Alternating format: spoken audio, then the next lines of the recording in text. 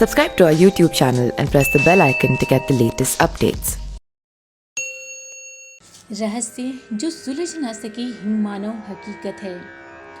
अफगानिस्तान से लगी रूस की सीमा पर पामीर पहाड़ियों के बीहड़ जंगलों में 4 व्यक्ति अपने कैंप में सो रहे थे। चारों ओर चांदनी की रात की रोशनी बिखरी हुई थी और गहन सन्नाटा। इन्हीं 4 लोगों में गोतन्य सिफोरोवा नाम की एक महिला भी थी।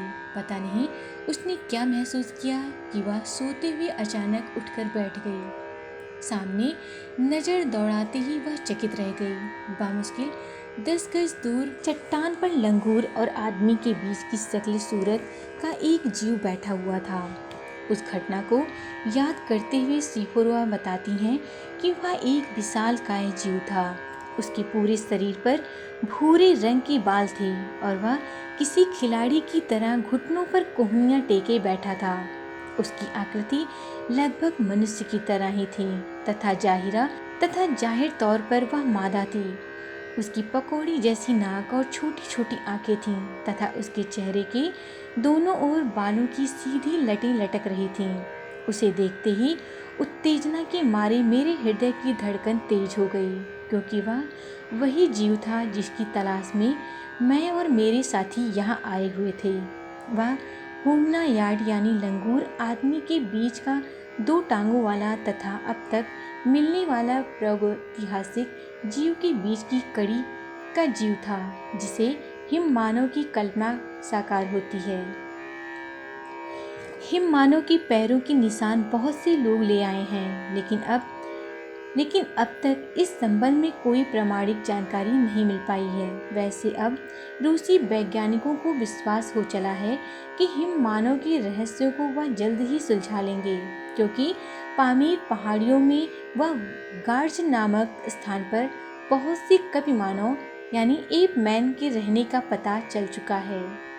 हाल के वर्षों में इस क्षेत्र में होमना यार्ड के विषय में अधिक जानकारी प्राप्त करने के उद्देश्य से प्रागैतिहासिक विशेषज्ञ इगोर बोतसर्वी के नेतृत्व मकर बार वैज्ञानिकों का दल वहां गया है।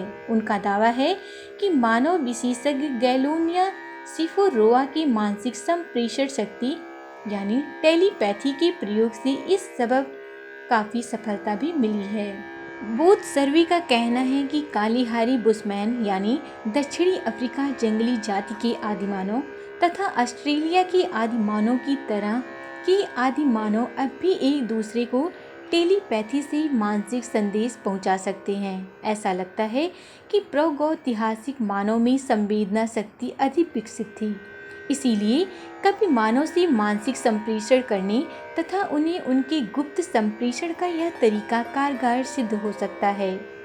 श्रीमती गैलोनिया सिफोरोवा एक अनुभवी मानस विशेषज्ञ हैं और उन्होंने कई सफल वैज्ञानिक प्रयोग किए हैं। उन्होंने एक कपि मानव के बारे में जानकारी देते हुए बताया कि उसे मानसिक संदेश भेजकर यह कहा गया कि वह हमारे सामने आए। साथ ही मैंने उसे आश्वासन भी दिया कि हम उसे कोई हानि नहीं पहुंचाएंगे।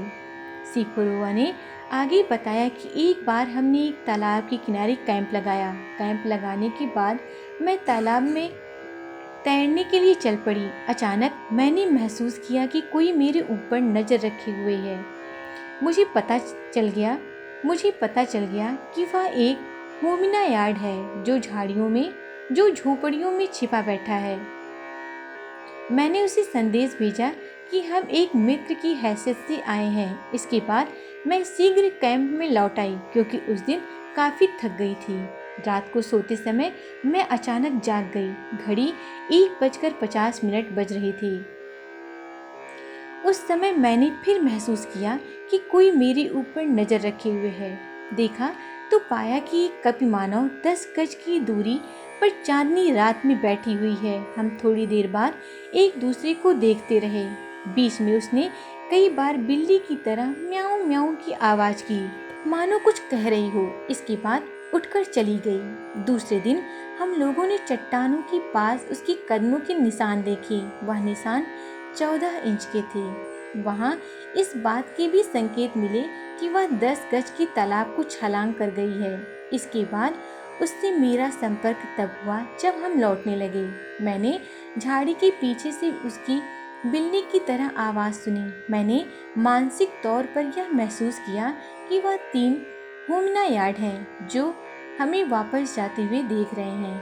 एक अन्य मानस विशेषज्ञ नीना ग्रीनोवा ने एक अन्य होमना यार्ड को देखा है जिसके बारे में यह कहना है कि उसका गला काफ़ी छोटा था और वह आदमी से ज़्यादा मेल खाता था। उसका सिर आगे की ओर था और दोनों हाथ दोनों बगल में झूल रहे थे। वह भी बिल्ली की तरह आवाज़ में उससे बात करने की कोशिश कर रहा था। Subscribe to our YouTube channel and press the bell icon to get the latest updates.